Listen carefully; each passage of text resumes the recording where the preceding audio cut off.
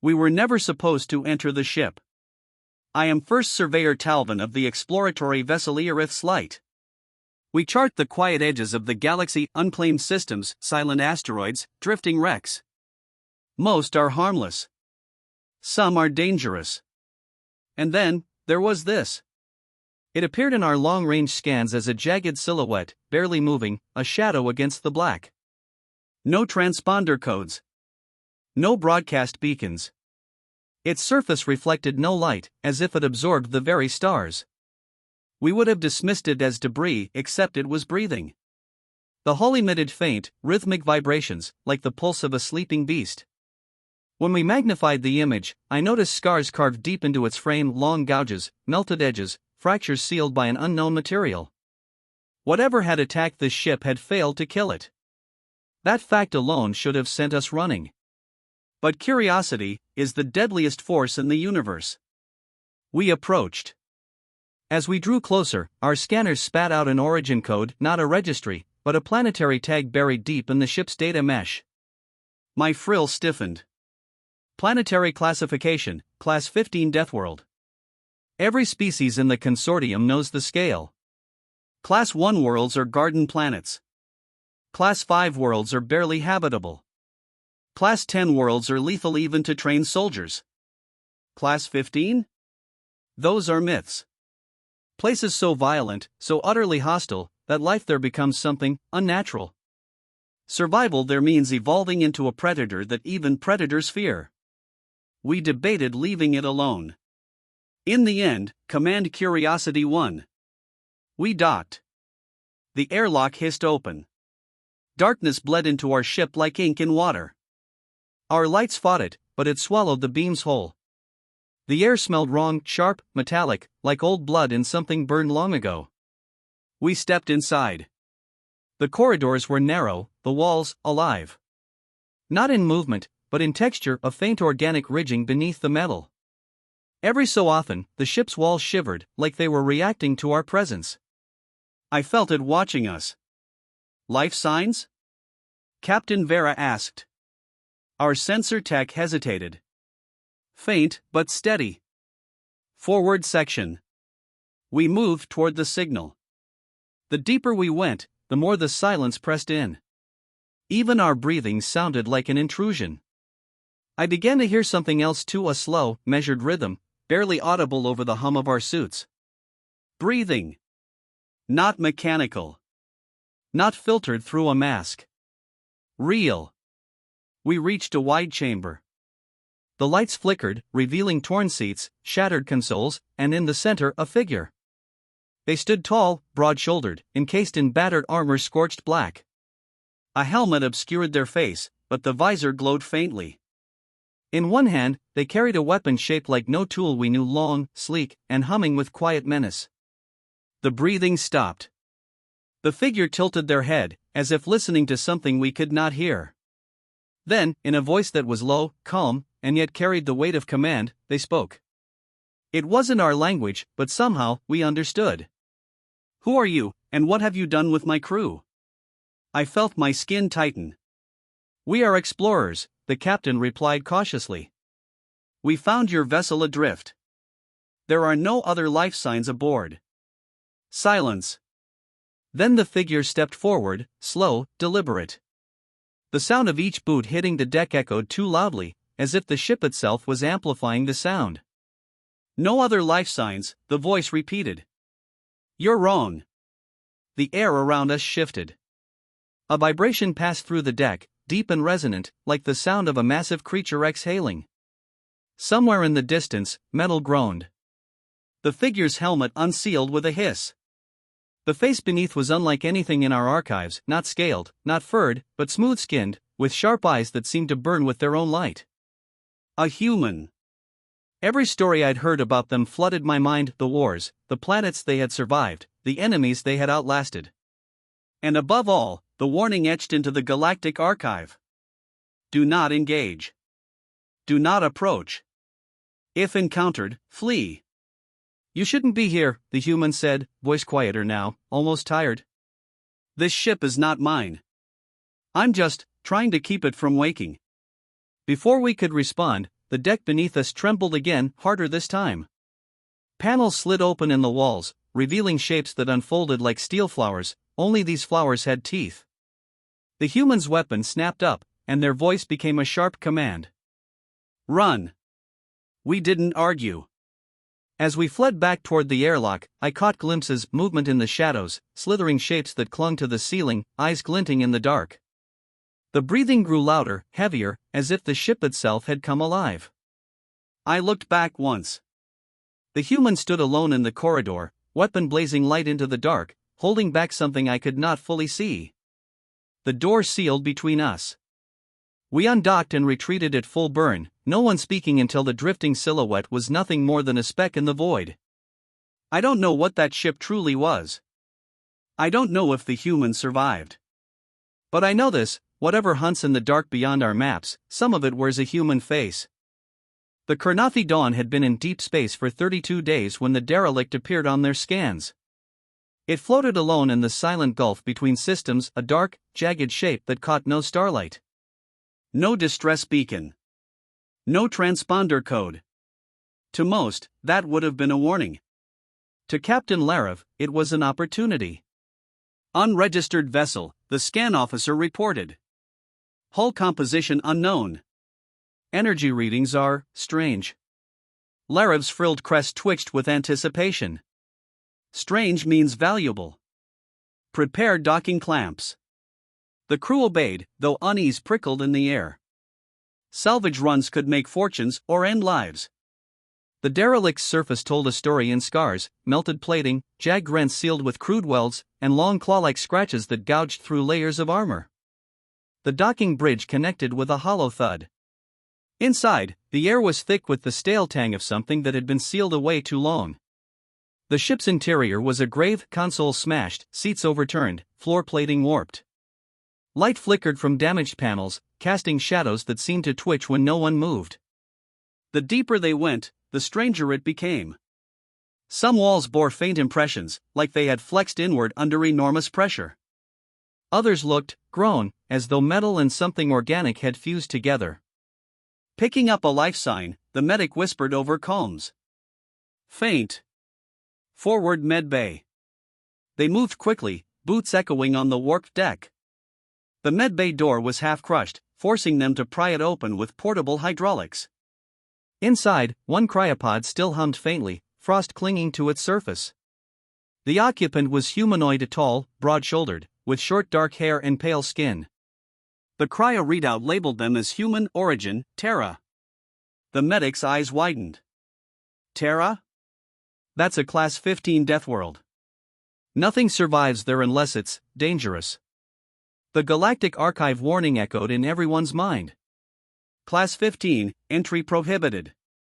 Indigenous lifeforms considered universally hazardous. Survival probability for non-native species, 0. No one in the crew had ever seen a human in person. Most thought they were extinct, wiped out in wars millennia ago. But here one was. Against protocol, against common sense, Captain Larev ordered the revival. If they've survived a Deathworld, they know things worth more than any salvage. Wake them. The pod hissed as frost melted. The human's eyes shot open instantly, not groggy, not disoriented. A hand snapped forward, gripping the medic's throat with inhuman speed. Where is the crew? The human demanded, voice raw but steady. They're gone, the medic gasped. We found no one. The human's grip loosened just enough to let air pass. They scanned the room, gaze sharp, assessing. You shouldn't have opened the pod. The captain stepped forward. You were dying. We. Not dying, the human cut in. Waiting. A deep, metallic groan rolled through the ship, vibrating the deck. Dust drifted from the ceiling. Somewhere far below, something heavy began to move. What was that? The engineer asked, voice tight.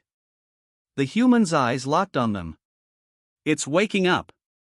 Before anyone could ask, a section of the wall split open, jagged edges curling back like torn flesh.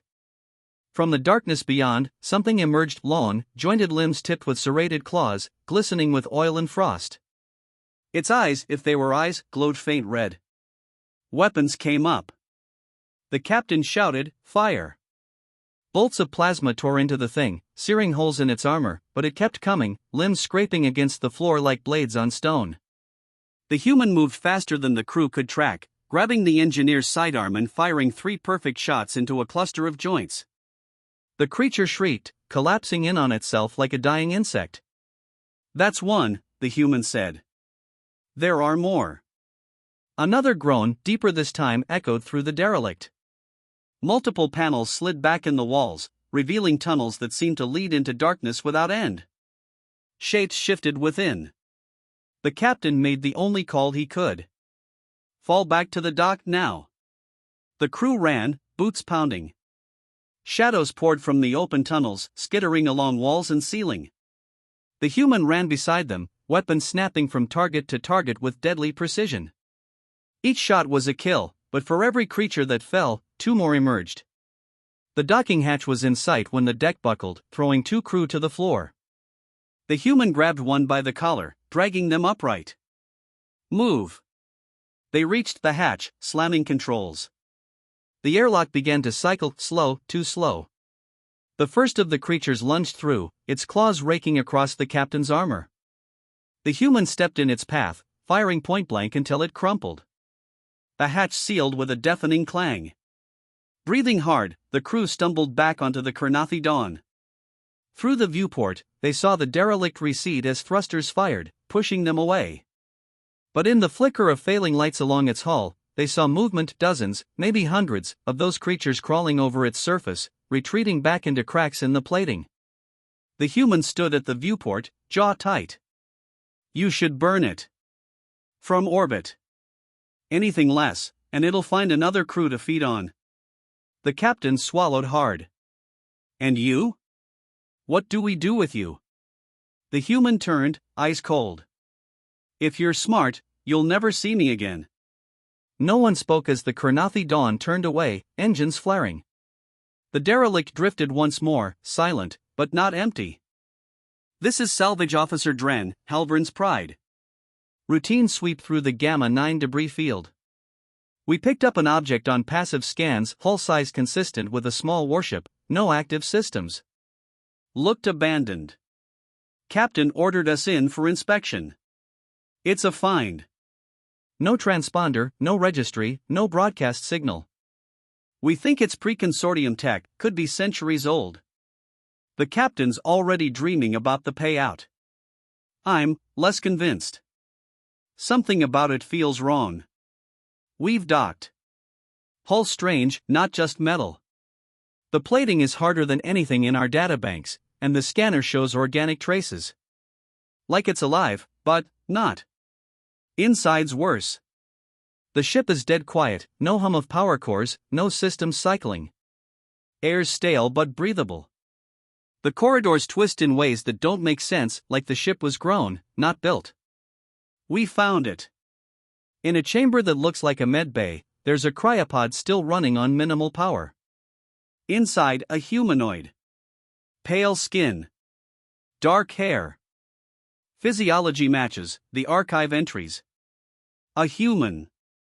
No one's seen one in living memory.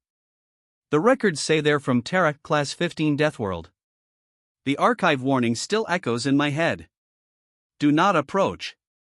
Survival probability for non-native life, 0. The captain wants it awake. Says there's no risk, it's just one. The pod's open. Frost everywhere. The human's eyes snapped open like they'd never been asleep. No disorientation. No confusion. Just awareness. They looked at us like they were counting ways to kill us. First words out of their mouth, "You have to get off this ship." Captain tried to calm them. Asked what happened to the crew. Human just shook their head. Said the crew wasn't dead. Not exactly. Before we could ask, the floor shuddered. Like something big was moving below us. We're hearing it now, a low, slow breathing. It's not the human. It's coming from the ship. They grabbed one of our sidearms without asking and told us to follow them or die. Walls are opening. Not hatches splitting. Things are coming out. Long limbs. Claws. No eyes that I can see, but they move like they can smell us. The human fires without hesitation, perfect aim. Every shot drops one of the creatures, but there are too many. They tell us not to stop moving. We're almost at the dock, but the ship's changing. Corridors closing behind us, rerouting our path. It's like it doesn't want us to leave. The human says it's alive, the whole thing. And the crew? Fed to it. One of the things got Ren. Pulled him into the wall. He didn't scream long. Human didn't even look back, just kept us moving. We made the dock. The human stayed at the airlock, covering our retreat. Said they'd hold the line. I asked why not just come with us. They said, if I leave, it follows. The last thing I saw before the hatch sealed the human, standing in the flickering light, weapon blazing, as the walls closed in around them. And the breathing, it got louder. We've undocked. The derelict is drifting again, silent. But I swear, I can still hear it in the calm static. That slow, patient breathing. If anyone finds this log, do not approach the ship in the Gamma 9 field. Burn it from orbit. And if you see a human on board, run.